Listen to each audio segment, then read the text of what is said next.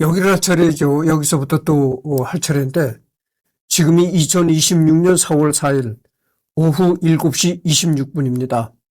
전번 시간에도 얘기했지만 내일은 내가 할 일이 있어가지고 내일은 녹화를 못합니다. 청나라의 장주가 집본한 제갈량집의 유적편, 제갈량집의 유적편에 촉구적기를 인용한 이야기가 하나가 전해지고 있는데 대략적인 내용을 옮기면 이러하다. 송태조, 건륭 2년, 이때가 이제 서기 961년이라는 거죠. 조빈이 명을 받고 총땅을 정벌하러 갔다가 무후사에 들렀다.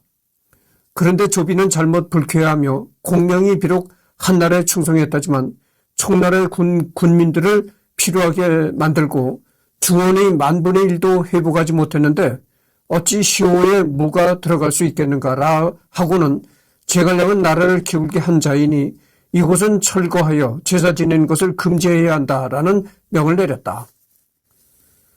그렇게 한창 무후사를 철거하고 있는데 무너뜨린 중전에서 돌로 된 비석이 나왔다는 소식이 들려왔다.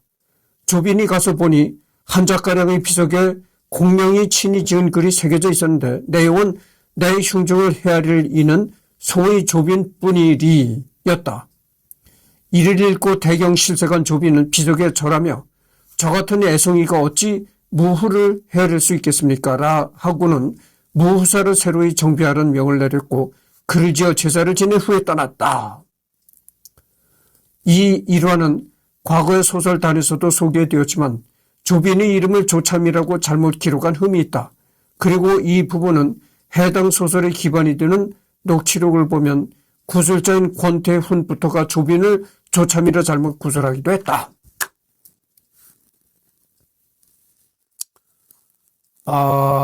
중국에서 무속인의 신으로 숭배된다. 이때는 와령선생이라고 부른다. 그 다음에 남중편, 타전로 삼국시대 촉한의 제갈량이 남정할 적에 여기서 대장가를 설치하여 화살을 만들었기 때문에 붙여진 이름이라고 전한다. 서강성 경기 강정현이 그곳이다.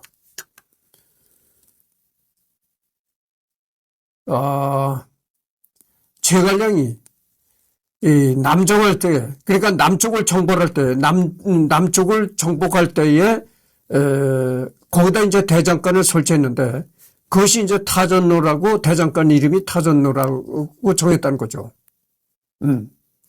이거는 이제 남영남자고 이건 정복할 정자입니다. 남정했다. 남쪽을 정복했다. 제갈량의 남정을 묘사한 그림이다. 이거죠. 당나라 시기에 만들어진 번작의 책 만서에는 다음과 같은 기록이 있다. 영창은 옛 LA 땅이고 점창산 서쪽으로 6일 거리에 있다. 서북쪽 광탕과의 거리는 60일 정도이다. 광탕은 토본과 경계를 접하고 있다. 후설산 서변이 대동천과 사이를 두고 있으며 또한 제갈무후의 성이 있다. 성 안에는 제갈무후의 신묘가 있는데 토속이 다 함께 경외하며 기원을 빠뜨리지 않는다. 만이가 말을 타고 가다가도 멀리서 사당을 보면 즉시 말에서 내려 종종걸음으로 뛰어간다.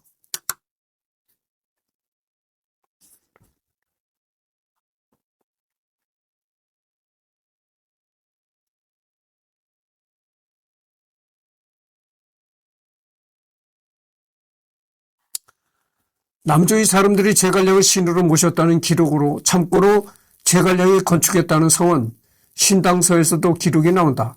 사실 제갈량의 사당이라거나 성이 3세기에 만들어져서 당나라 시절까지 유지 보수됐을 가능성은 거의 없고 아마 지역의 오래된 성체의 기원을 유명한 중국 영흥과 연관시킨 것 같다. 마침 제갈량은 운남 지역과 이래저래 연이 깊은 중국 영흥이기도 하고 그냥 더도 말고 덜도 말고 오랜 시간이 지났음에도 이 지역에서 제갈량의 인기가 이 정도였다는 걸 보여주는 기록이라 생각하면 되겠다. 남조의 사람들이 이제 제갈량을 신으로 모셨다. 이 중국의 잠깐만요. 이 이제 핑크 빛깔의 색이 이제 남조 땅이라는 거죠. 그러니까 지금의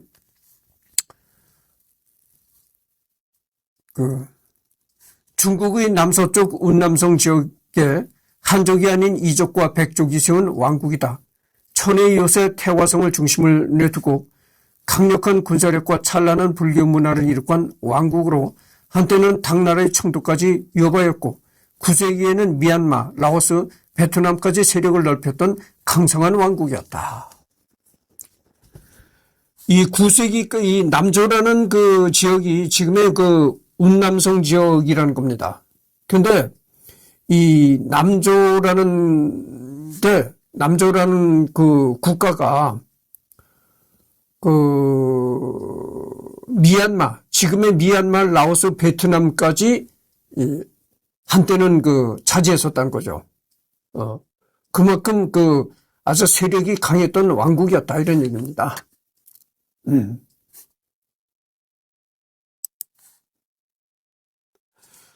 그래서 남조 사람들이 제갈량을 신으로 모셨다 이런 얘기했는데 여러분들 무당 집에 가면은 무당이 어떻게 해야 됩니까? 신을 부르잖아요. 그 신을 부르는데 무당이 신을 불러서 점을 치잖아요. 근데 무당의 신이 여러 가지 종류입니다. 뭐 최영 장군을 모시는 무당이 있고 우리나라 조선시대나 고려시대 유명한 그런 장수들 이런 사람을 그런 사람의 신을 모시는 무당이 있고 아니면 또 동자승, 그러니까 동자승이라는 건 뭐 어린아이를 이제 신으로 모시는 또 그런 무당이 있고 그래요. 근데 그러니까 무당들이 모시는 신도 이제 제각각이라는 거죠. 무당에 따라서 신이 각기다른 겁니다. 근데 우리나라 무당 중에서도요, 이 제갈량 신을 모시는 무당이 있어요. 그렇다는 걸 말씀드립니다. 만세에는 또 다음과 같은 기록이 있다. 난창강의 수원은 토본리 대설산 아래의 사천에서 흘러나온다. 동남쪽 율제성의 서쪽을 지나면 뇌수하라는 그러고 하는 곳이 있는데 순만부락이라 불리는 곳을 지난다. 남쪽으로 흘러 검천이 큰 산을 지난다. 난천강은 남쪽으로 흘러 바다로 들어간다. 용미성의 서쪽 제7력의 다리가 있는데 곧 영창이다. 양편이 절벽은 높고 험하며 물살은 빠르고 세차다. 큰 대나무를 가로로 이어 새끼줄로 묶고 다리를 만들었는데 위에 대자리를 깔고 대자리 위에 판목을 덮었으니 이로 인해 주곡개교라 하였다. 바위에 구멍을 뚫러 새끼줄로 묶었는데 공명이 개척한 것이다. 옛날에 제갈량이 영창을 정벌하고 이곳에 성을 쌓았다. 오늘날에도 강의 서쪽 산 위에 있는 폐성에는 유적과 옛 비석이 여전히 존재하며 또 신사와 위패도 존재한다.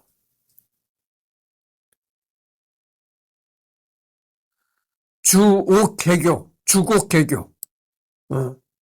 이건 대나무 죽자잖아요. 이건 지복자. 이건 뭐 고칠개. 뭐 이거는 뭐 다리교 이런 건데 그러니까 대나무로 만든 대나무로 해서 만든 다리다 뭐 이런 식이 된 거죠. 실제로 제갈량이 성을 쌓고 다리는 놨는지는 알 수 없지만 신당서 지리지에서도 또 서쪽으로 노강을 건너 200리를 가면 제갈량 성에 이른다고 했다. 또 월수군 대등현에도 제갈량의 남정 당시 축성한 성이 있다고 한다. 만서에는 다음과 같은 기록이 있다. 석성천은 위현의 옛 땅이다. 정관 연중에 낭조로 삼았고 개원 초에 남영조로 고쳤다. 주성은 곧 옛날에 제갈량이 싸웠던 곳이다. 성 안에는 제갈량의 찬문이 적히 2개의 비석이 있다. 뒤쪽 상단의 전문에서 이르길 이 비석이 넘어가면 많은 한노가 될 것이다 라 했는데 근해에 많이들이 나무 기둥으로 기어놓았다.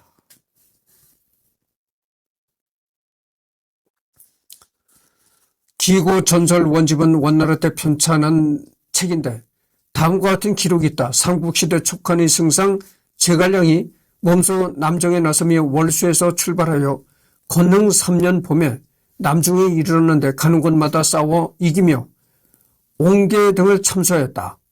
옹계는 익주군의 기수로 한나라의 군대를 막아섰는데 제갈량이 그를 베어 마침내 평정하였다. 그때 맹획이 만왕을 참여하며 여러 이족들을 유혹하고 선동하니 장가와 월수가 모두 맹획에 호응했다.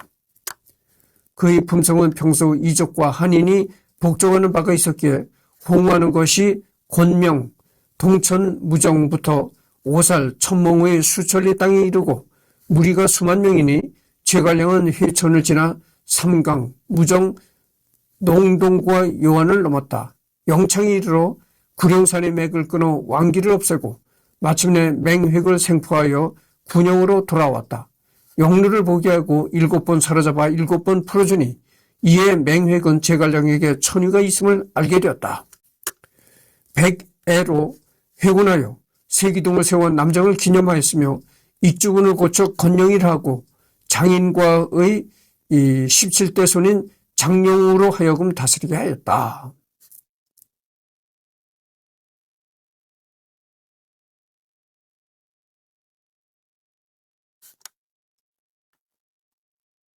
해당 내용 자체는 이전에도 있었던 것 같다. 물론 삼국시대나 진나라 시절에 만들어진 이야기는 아니고 남조에서 만들어진 이야기지만 칠종칠금도 나오고 한족과 만족의 지지를 받는 맹획을 더 대단한 제갈량이 때려잡는 등 별별 이야기를 다 때려놓은 전설이다.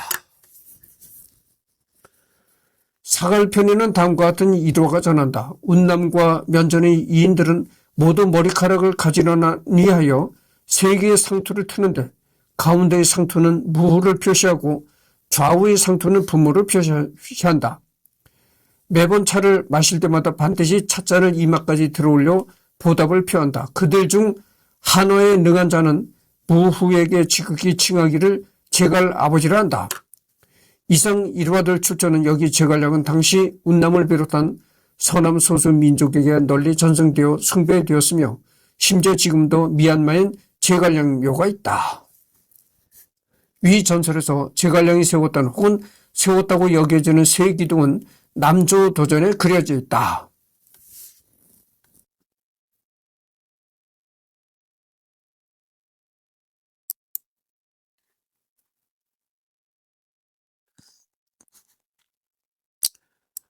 미얀마에 제갈량 묘가 있다.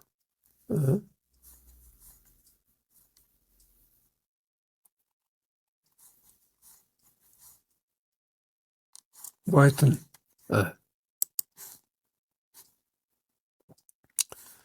이 전설에서 제갈량이 세웠다는 혹은 세웠다고 여겨지는 세 기둥은 남조 도전에 그려져 있다. 이 그림이 남조 도전인데 어깨에 새가 올라간 인물이 흥종왕 나성염, 선두에서 제사를 주관한 인물이 장룡우의 후손인 운남국주, 장락진구는 이후 남조 황실을 선양한다. 참고로 제갈량이 베개에 세웠다는 세 기둥은 승전 기념비 같은 것으로 복파 장군 마원도 교주에 이런 거 세웠다는 일화가 있다.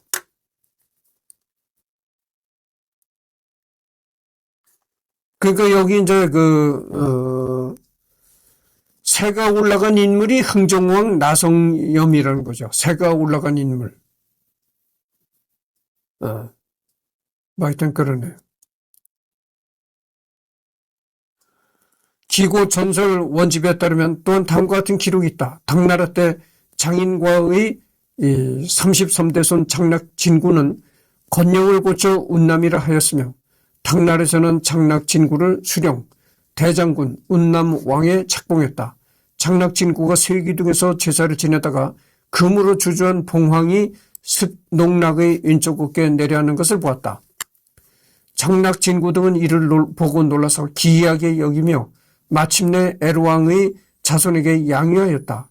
왕은 국호를 몽이라 하고 왕을 기가라 일컬었다.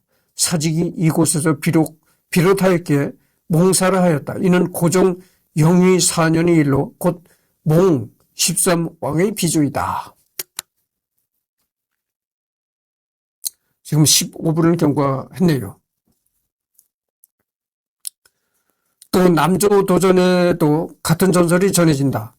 철쭉이에서 말했다. 처음에 삼탄백의 대수령 장군 장락진구가 흥정왕 등 9사람과 더불어 세기둥 곁에서 하늘의 제사를 지냈다. 주조가 세기둥 위로부터 날아와 흥정왕의 팔뚝 위에서 쉬었다. 장락진구는 이 일이 있은 후로 더욱 놀랍고 의아하게 여겼다. 흥정왕이 이를 기억하기를 이는 우리 집안의 주조로다 하며 비로소 스스로 기뻐하였다. 여기서 승농락은 세노라, 흥정왕은 나성염이다. 나성염이다. 이렇게 나왔네요. 나성염. 나성염은 그 세종. 그러니까 우리나라 조선시대 세종 임금이 아닙니다. 그러니까 이건 어디까지나 헷갈리지 마시기 바랍니다. 그건 중국의 그겁니다.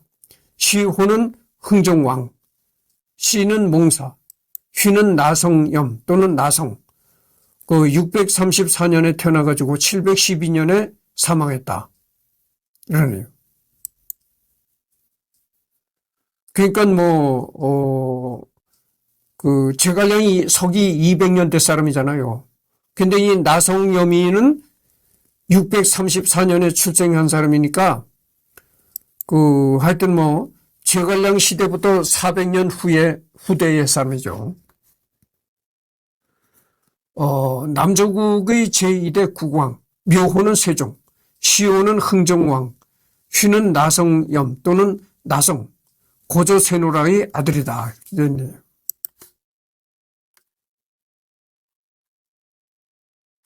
에르웨 혹은 에르웨이는 한나라 시절에 남중에서 나름 세력을 떨쳤던 서남이 한 일파로 설화에 따르면 제갈량은 남중 정벌 때 구룡산의 맥을 끊어 왕기를 회전시켰는데 마침 이곳이 에르웨이 시조가 났다는 지역.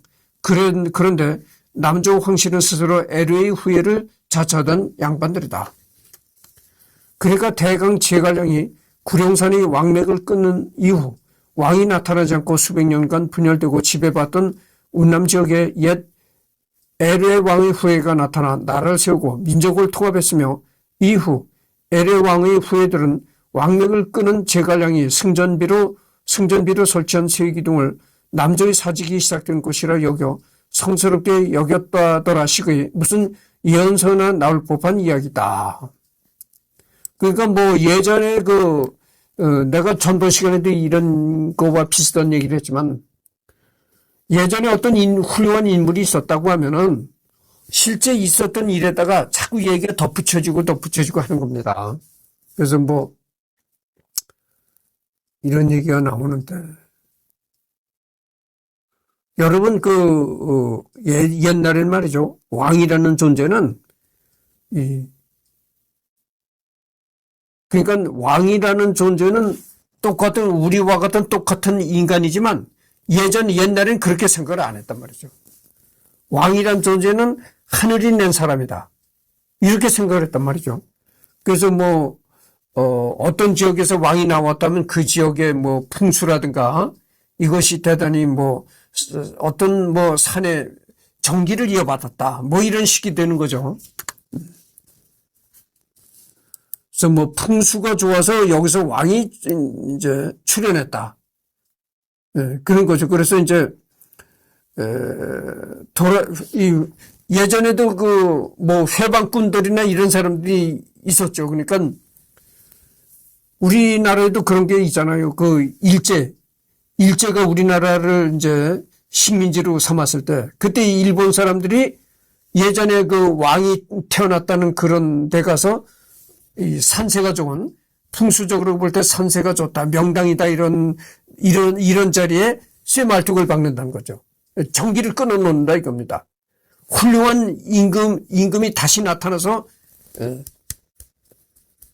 이 조선이 이제 다시 또 재등장하지 못하게 왕기를 끊어놓는다 이런 식이죠. 그래서 산 중턱에다가도 쇠말뚝을 박아놓고 이런 거죠. 구당서 장간지전에 따르는 황제 측전무에게 대신 장간지가 말하길 옛날 제갈량은 남중을 깨뜨리고 그곳의 거수들로 하여금 자체적으로 다스리게 하고 군사를 두어 진수하지 않았다고 했는데 사람들이 그 이유를 묻자 세 가지 이유로서 관리를 두고 이적과 한인이 섞여 살면 반드시 실하게 되며 병사를 두어 양식을 옮기면 근심이 더해지고 반란하면 수고가 거듭 많아진다는 것이며 기강이 서투르게 서면 자연히 안정된다고 제갈량이 말했다고 했다. 그는 생각한 건데 이 제갈량의 계책이 만일을 기미하는 묘술로 알겠다며 여기 유지하는 데 비용과 수고가 많이 들고 여기 관리들이 제갈량처럼 놓아주고 가둘 수 있는 능력이 있는 것도 아니니 요주를 폐지하고 요부는 수부에 통합시키고 관리 대신 그 지방의 우두머리들에게 자치를 시키자고 했다. 그는 삼국지 축제에 따르면 제갈량이 남정하고 나서 국가는 부유하고 갑병은 충분했다고 했고 전대에도 이 말을 따라 그 이로움이 잠옷 깊었는데 지금은 소금과 배로 세금으로 바치지 않고 진기한 공물을 들이지 않으며 병장기를 군대에 충실히 보낼 수 없고 보화의 소비는 대국을 깨뜨리면 못하니 국고를 비워가며 백성들을 몰아 만일을 장벌하는 것은 애석한 일이라고 했다. 예술편.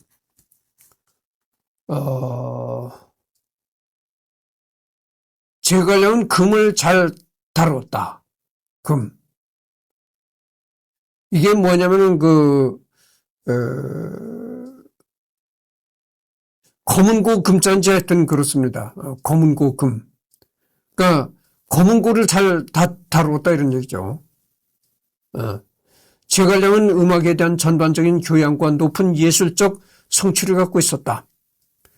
그는 노래뿐만 아니라 기악도 할 수 있고 음악 창작을 하면서 악기도 만들 수 있었고 금경이라는 음악이론 전문 저서도 한 편 썼다.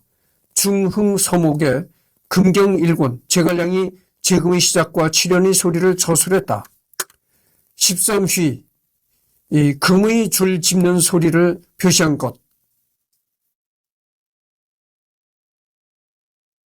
금의 휘는 소라 또는 조개로 만드는데 모두 13이고 가운데 제7휘가 가장 크고 가운데 휘에서 제1휘와 제13이 양쪽으로 이를 클수록 점점 작아진다. 이렇게 되어 있습니다. 잠깐만요. 잠깐만 좀 기다리십시오. 네.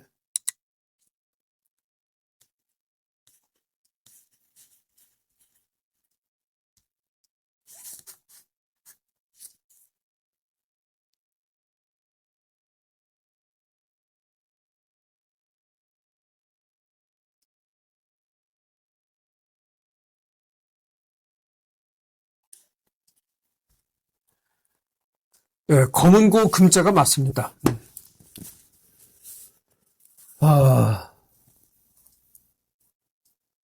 그러니까 제갈량은 말이죠. 검은고를 잘 연주를 했다는 겁니다. 제갈량이 음악가이기도 했다는 얘기죠. 여러분들 공자잖아요, 공자. 공자는 이 제갈량보다도 더 선대 사람이죠. 그러니까 제갈량은 서기 200년대 사람이고 이 공자라는 사람은 이제 기원전 사람이에요. 그러니까 이 제갈량이 공자보다 후대 사람이죠. 근데 제갈량보다 훨씬 전 시대에 태어났던 공자도 음악에 조예가 깊었다는 거죠. 근데 이 제갈량도 그렇다고 나오잖아요.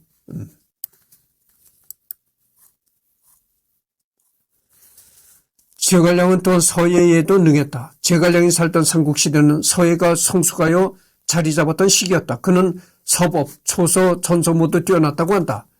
가장 고전적인 서예 작품은 원섭첩, 현막첩으로 원섭첩은 서예의 대가 왕희지가 제갈량의 작품을 모사해 쓴 것으로 전해진다. 여러분 이 왕희지를 언젠가 내가 꼭 할 겁니다.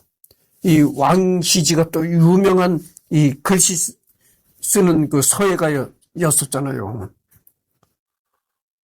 이는 험한 길을 통해 북벌을 나섰던 선연에 대한 존경을 표시한 것이다. 북송시대의 서적 선화 서보에는 촉간의 서예가로 제갈량이 홀로 기록되어 있다. 남송 진사, 서소사에는 전예 8분을 잘했다고 한다. 제갈량은 그림에도 능했다고 한다. 당나라 시기 장원곤의 역대 혁명 명화기 권1에는 역대의 그림에 능했던 화인 373명의 아들 제갈청과 함께 들었으며 권2에는 삼국시대 유명한 화가 중 하나로 제갈량을 꼽고 있는데 지금 삼고로 나뉘어 규천을 정하고 한위 삼국을 상고하면 조기, 유포, 채용, 장령, 조모, 양수, 환범, 서막, 조불흥, 제갈량의 흐름이 있다고 하였다. 권4에서는 제갈량, 제갈천 부자가 촉간에서 그림을 잘 그렸다고 썼다. 화양국제는 제갈량이 남정을 평정할 때 이도를 그려보내자 이인들이 그걸 잘 간직했다는 기록이 있다. 기타, 제갈량은 한사에 대한 책을 썼는데 논전한사 1권, 1권과와 1권이다. 그러니까 1권에는 이제 수서, 경적지, 그리고 한섬, 그 다음에 신당서지 제48 예문이다. 유비와 제갈량은 한 왕조를 계승하는 촉간을 권고가했다. 한실부흥은 유비 거병 아래 목표였으므로 한서를 한 제국의 정사로 중시했기 때문일 것이다. 한서는 그들 조상에 대한 한 왕조 전반 부분의 사서로서 중요한 사서였다고 유비는 생각한 것 같다. 유비는 임종전의 아들 유선에게 한서의 독서를 권할 정도로 이 책을 중시하였다. 제갈량의 이 저작들은 이런 바탕 하에 지어진 것으로 생각된다. 제갈량의 생일은 정확하게 알 도리가 없다. 사실 기일도 정사삼국지와 자치통감에 나온 8월이라는 것 외에는 불명, 가정제가 8월 28일로 정했다는 기록도 있고 제갈씨들도 셀 때는 이 날짜를 쓴다고는 한다. 누가 먼저인지는 불명이다. 다만 전북도민 일부에 따르면 제갈량이 남만 정벌에 나섰는데 맹해 지역 남나선을 지날 때 병사들이 풍토병에 걸려 고생을 하게 된다. 이것을 본 제갈량이 지팡이를 산에 꽂자 그 지팡이가 차나무로 변해 그 찻잎을 타서 병사들이 끓여 먹자 눈병이 나았다는 이야기가 전해지고 있다. 지금도 남나선의 포랑족들은 제갈량의 차의 시조를 모신다. 그가 베푼 은덕에 감사하며 해마다 7월 23일 제갈량의 생일이 되면 제사를 올린다고 한다.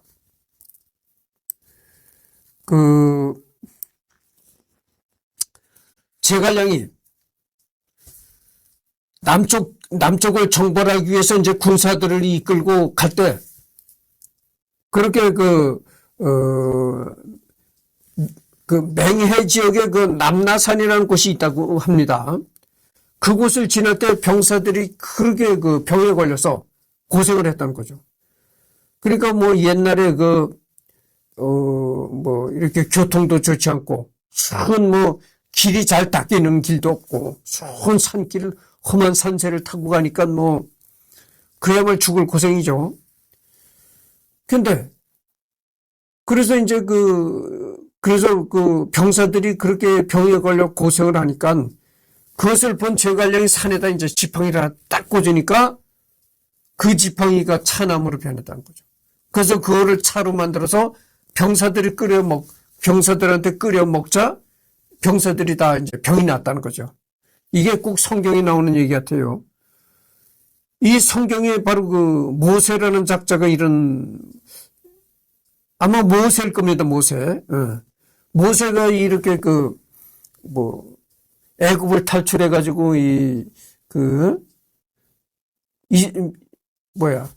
유대민족을 이끌고 젖과 꿀이 흐르는 가나안 지방을 이동하고 그랬잖아요. 그러다가 벌판에서 이 광야에서도 생활하고, 그래도 산에다 탁 이렇게 지팡이를 꽂고 먹을 게 생기고 물이 솟구쳤다. 모두가 갈증에 시달릴 때 딱 모세가 지팡이를 꽂으니까 지팡이를 꽂은 게 아니라 뭔 바위를 깨뜨렸다는 거죠. 바위를 깨뜨리니까 거기서 이 물이 팍 이제 폭포수처럼 올라왔다 뭐 이런 식의. 그러니까 이 성경에 나온 모세와 같이 제갈량도 그렇게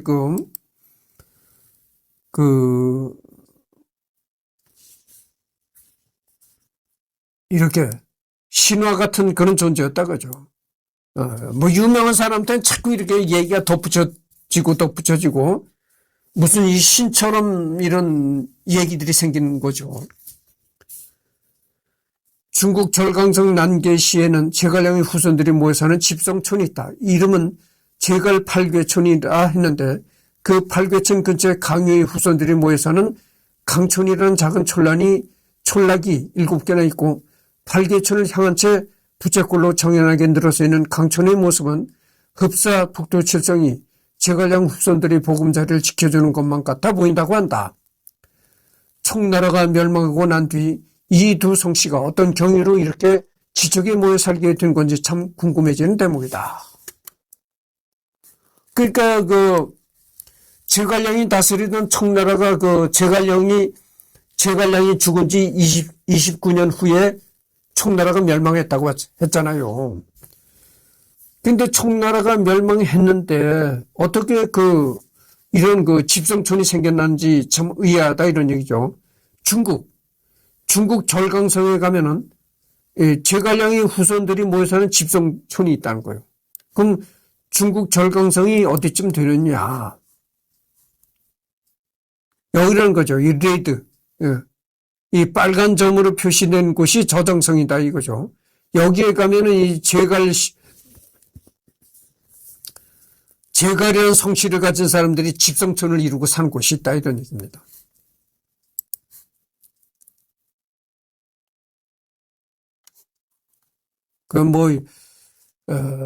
이런 건 관련 문서고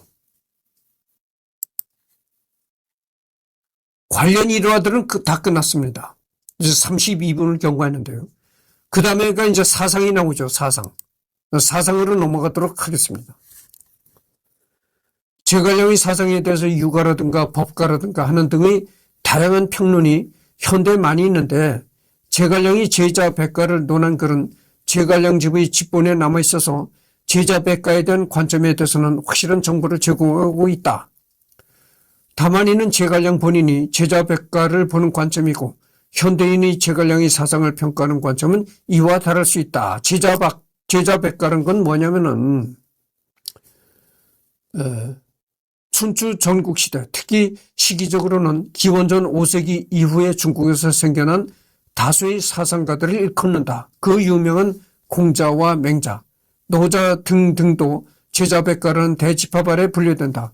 여러 선생들이 100여 명이나 된다는 뜻으로 실제 전적에 남아있는 제자백가의 사상가 수는 무려 200명이 육박한다. 이런 사실 원래 이쪽 단어에선 100이나 1000만 등의 숫자를 그냥 막연하게 많다는 뜻으로 쓰는 경향이 많다.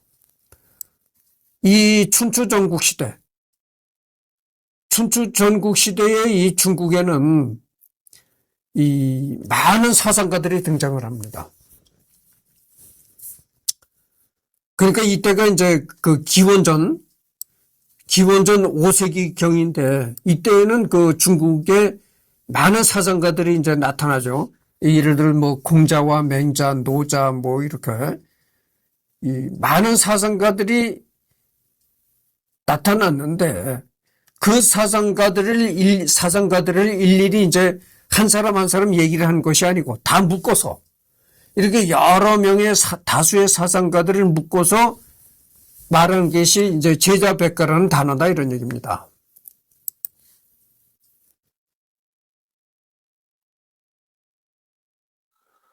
노는 양생에는 뛰어났으나 위험과 재난에 대처하지는 못했다.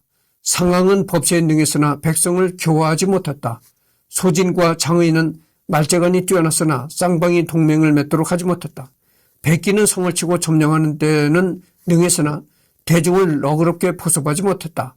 오자선은 적을 막는 계책을 꾸민 데는 뛰어났지만 자신의 안전을 도모하지 못했다. 미생은 신용을 지켰으나 변화에 부응할 줄을 몰랐다.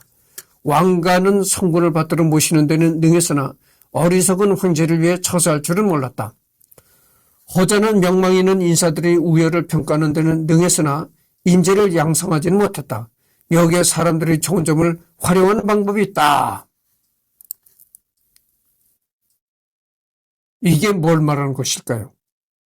사람은 누구나가 장단점을 다 가지고 있다는 얘기죠. 그러니까 아주 능한 부분이 있고 부족한 부분이 있고 그렇다는 얘기입니다.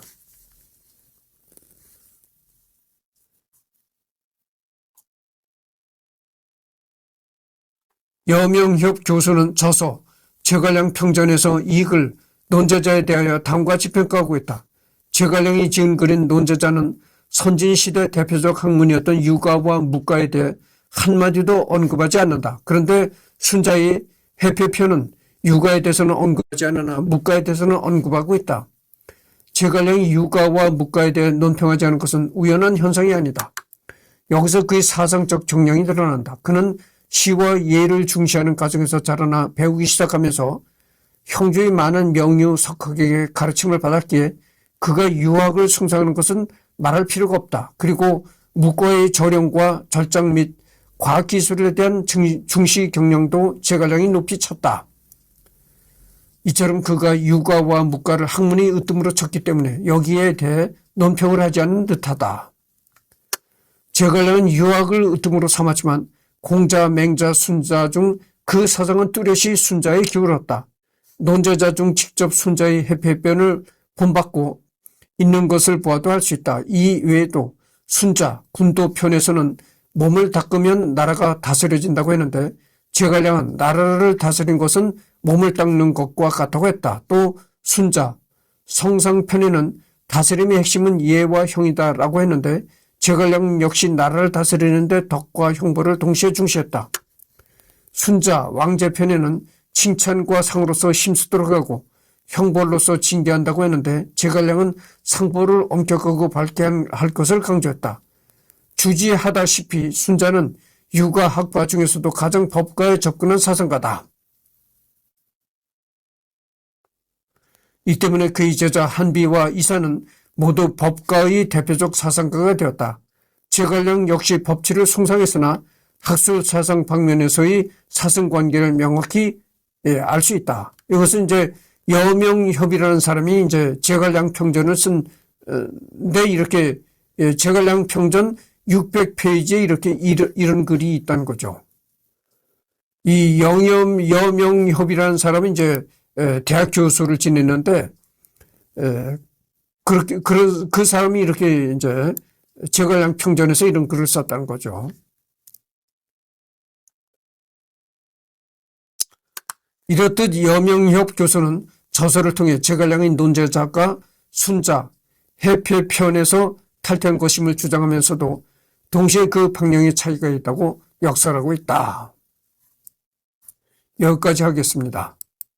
그래서 여기는 말이죠. 여기는 다음 주에 가야 또 이제 하게 되겠습니다.